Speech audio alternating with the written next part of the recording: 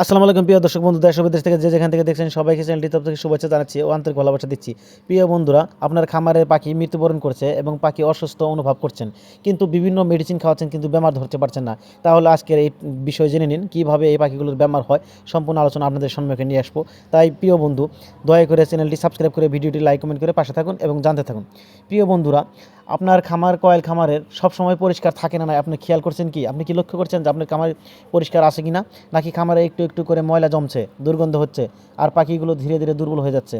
আজকের ভিডিওতে আমি দেখাবো কেন খামার পরিষ্কার রাখা এত গুরুত্বপূর্ণ, আর পরিষ্কার খামার কিভাবে আপনার পাখিকে সুস্থ ও লাভজনক করে তোলে। বন্ধুরা দেখুন, কয়েল পাখি খুব ছোট এবং নরম স্বভাবের পাখি। এরা নোংরা পরিবেশ একদম সহ্য করতে পারে না।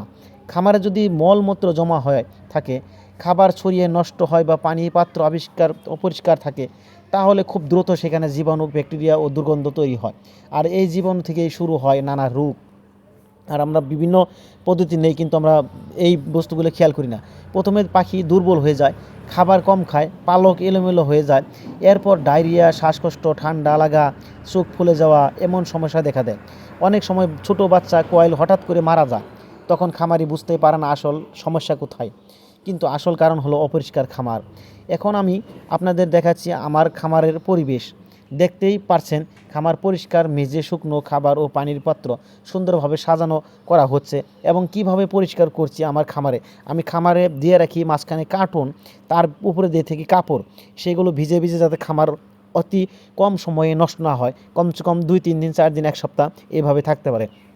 দেখছেন আমি যেগুলো কার্টনে মানে মলমূত্র ভরেছিল সেগুলো সাফা করে দিচ্ছি, সুন্দরভাবে পরিষ্কার করে দিচ্ছি, যাতে সেগুলোর দুর্গন্ধ বা পরিষ্কার না থাকে। কিন্তু ডেইলি এই কার্টন বদলানো সম্ভব নয়, তাই কিছু কিছু করে কার্টনের চামড়া তুলে আমি আবারও এই কার্টনগুলি ব্যবহার করব।